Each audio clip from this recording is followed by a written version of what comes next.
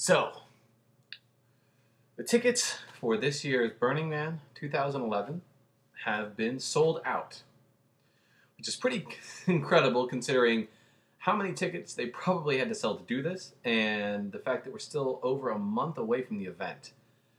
So, a lot of people right now are freaking out because they were waiting to get their ticket until they knew they had all their finances in order, etc., etc.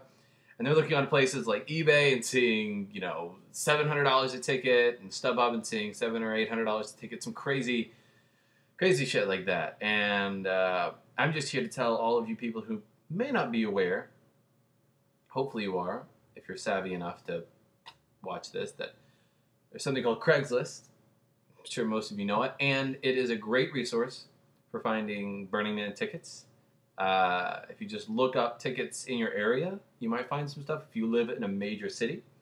If you don't live in a major city, I would try looking at major cities near you, or even cities in California like LA or San Francisco Bay Area. A lot of people buy tickets out there, and you're more likely to find a ticket at a good price. Now, how much should you pay for these tickets? Burning Man, and a lot of people state you really shouldn't pay more than face value. Now, are you going to necessarily pay face value on a ticket that was originally $210 or $240? Probably not. I would say look to pay anywhere from $280 to $360. And you might have to add a little bit of shipping onto that for what they paid and then pay for shipping yourself. But I would try not to pay more than $360 for the ticket itself, regardless of any of that other stuff. Mostly because that is the highest tier ticket you could have bought before they sold out. And most scalpers are going to want you to buy the ticket at a higher price than that even. If there's none available from Burning Man, they can charge whatever they want so long as people pay for it. Now, the good thing about buying tickets at the highest tier face value is that you keep most of the scalpers out of the picture. Meaning, they realize they can't make any money from us as a community. And they hopefully won't do it next year. I'm not saying that all the tickets were bought by scalpers, but there are scalpers out there. I mean, $700 on eBay is a great example of the fact that there are plenty of scalpers out there. So, if you get a ticket and it says $210 in the back, don't be upset. It was probably a scalper from the beginning. Nothing you can do about that. But look to pay in that highest tier range. Try not to pay any more, and if we can keep people from spending too much money on these tickets, then hopefully, next year the people that really need to go, that want to go, and don't want to just scalp their tickets, can get that tier, get that tier on their own from Burning Man, which is really what we all want. So yeah, hopefully this has provided a little bit of comfort to somebody and a little bit of solidarity.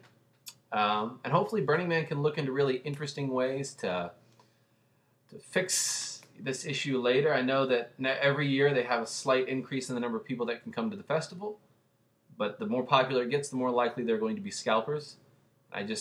None of us want to see this turn into ACL, Austin City Limits, for those of you who don't know what I mean. So yeah, I hope to see y'all on the playa.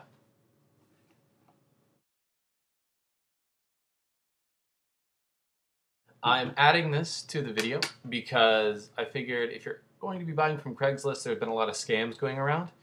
And while I'm not a scam expert on Craigslist, hopefully you can use your common sense, talk with the people, and if you're buying them at a normal price, it's probably not a scalper, and thus it's probably not a scam, hopefully.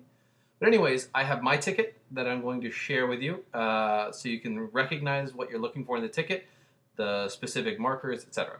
So, this is the Burning Man 2011 Rites of Passage ticket.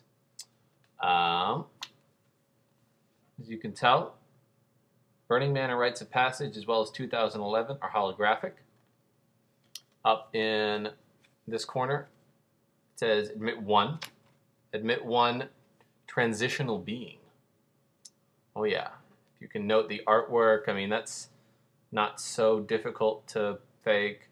But more specifically, there's a little, I don't know if you can tell, there's a little like a marker right here, a raised watermark sort of thing. And so I would look for that. Like if I'm holding it up here, you can kind of see it. It's this thing right here. It's like a little raised watermark thing. So look for that. It's basically, that raised watermark is basically a picture of the man in a circle. It says 25 underneath it. It says 19, I think it says 1886. No, it says, I don't know. Anyways, 25th anniversary of Burning Man. So if you don't see this little watermark thing right in the middle, it's probably a fake. There's a tearaway at the bottom, not too hard. Now on the back, you've got your instructions. It's a bunch of holographic stuff on either end, and it shows how much the ticket originally cost. Very proud to say that I got in the day of. Oh yeah. Anyways, yeah, so this is what a ticket looks like. Now, as far as scams go, don't do any wire transfers. We all know that. Just get to know the person that you're talking with, because, try to find somebody in your area, really, if that's possible, and meet with them and do the ticket exchange in person. Granted, people are like, oh, the Craigslist killers, but, make sure they're not crazy, one. Make sure they're a real person, two. Just make sure you're doing everything, just using your head to the best of your abilities, because there have been some fake tickets out there. So just be aware. Yeah. And hopefully this will give you a little bit more confidence when buying a ticket. All right.